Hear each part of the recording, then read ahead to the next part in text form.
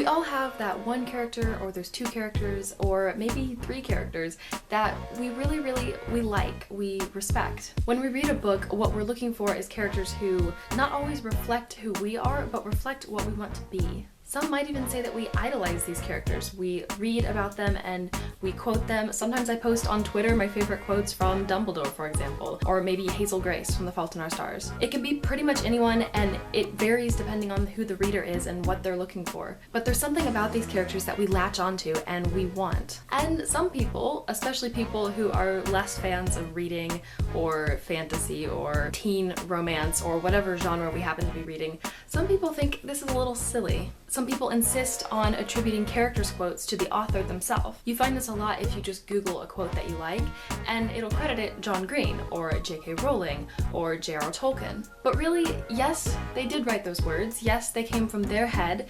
The character doesn't really exist.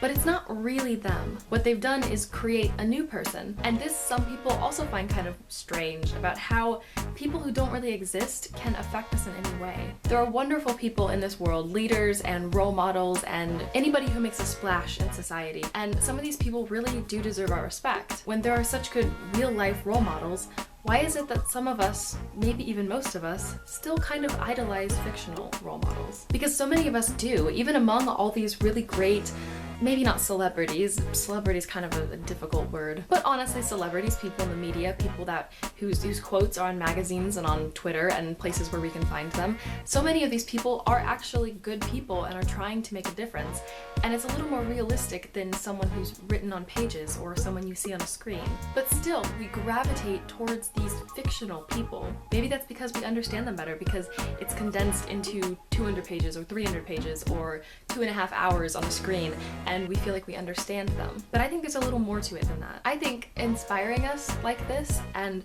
reaching down into our hearts and really moving us, that's what fiction is supposed to do.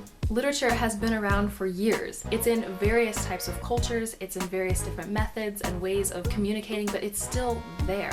We still like it, and I think we're always gonna like it. Because really good fiction affects us. It becomes a part of us. Once you've read something or watched something on TV, which is just another form of telling stories, after you've done that, you can't unsee it or unread it. Fiction is supposed to make us think. Sometimes it teaches us a lesson or a story or encourages us to adopt some sort of moral, but more than likely, really good fiction just makes us think. It's inviting us to know something more and to push ourselves to think and create something in our own minds. And so when we find these characters that we latch onto, that we like or we want to see reflected in ourselves, then we're doing exactly what we're supposed to be doing. We're seeing something that we like, we're thinking about something more, but also there's something in that that's attracting us somehow, and there's something that brings us back to watching that movie or reading that book and experiencing that story every single time. And of course, real life leaders and real life celebrities and people in the news, of course they can do this too. Maybe it's even better for some people to idolize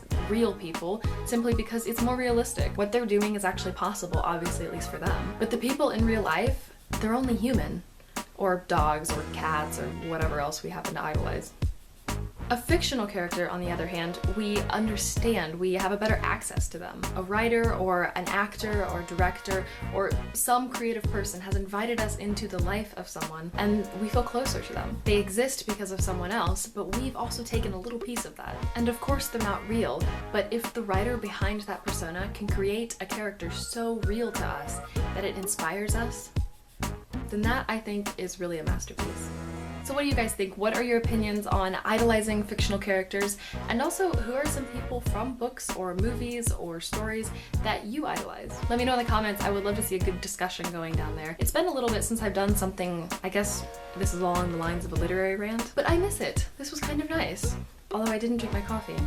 So I'm going to go remedy that and finish this and edit the best part, and that was sarcasm. Thank you guys so much for watching, and I will see you in my next video.